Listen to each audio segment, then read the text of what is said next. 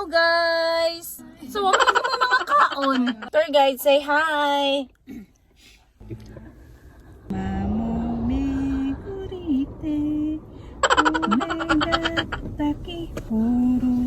Day, nagkanta ka, Day, nagbasa.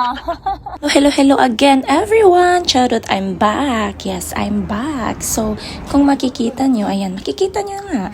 Nasa restaurant kami. First ay kakain muna kami bago kami mag-grocery. So, dinala kami dito ng tour guide namin kasi daw itong restaurant na to ay famous. Famous sa laki ng serving nila. Take note, ang fried rice nila dito guys, ang half guys ay 300 and then ang full is 600. At nakakashock yung half fried rice nila dito guys. Sa halagang 300 ay sobrang masusulit mo na.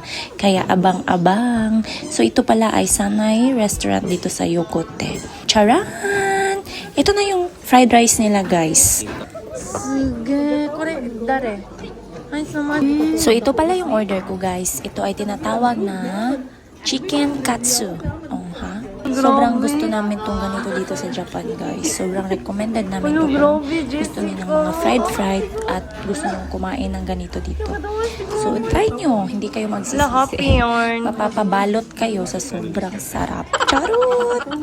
Talagang mapapakanta pa kayo guys ng balutin mo ako sa sarap ng iyong pagmama.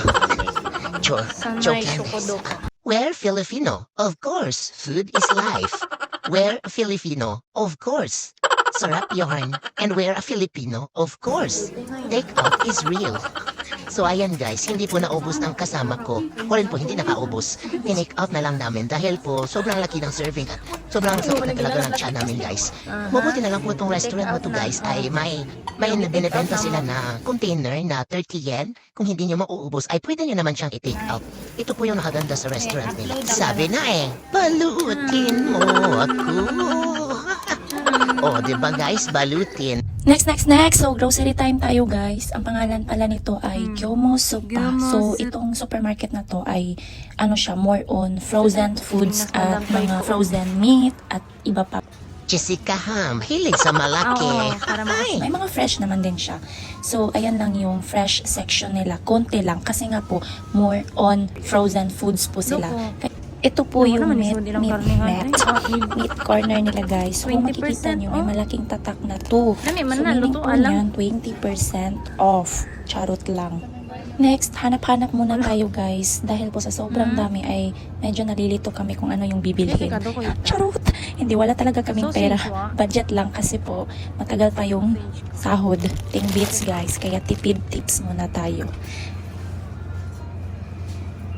So, ito pala yung naisipan kong bilhin, yung burger nila. At ito rin guys, tinatawag siya na koroke. Masarap rin to. Patatas na may ginaluan siya ng ginaling na karneng baboy guys. So, ito na, bayaran time. So, marami rin kaming nabili guys. Hindi ko na lang po na video dahil sobrang busy.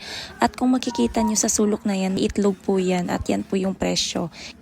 Action, napay kaguulan ni Pilaybayranan guys. Agoy, nagtipid ko no, pero tanawa. So, ito na nga. Guess the bill. Ouch. Ang sakit. So, yung bill ko pala ay 3,200 mahigit. Charot. Ito talaga dito guys. Malaki yung cost of living. Lalo na kung mamimili ka. Kaya, ayan, budget din pag may time. Thank you for watching. Bye-bye.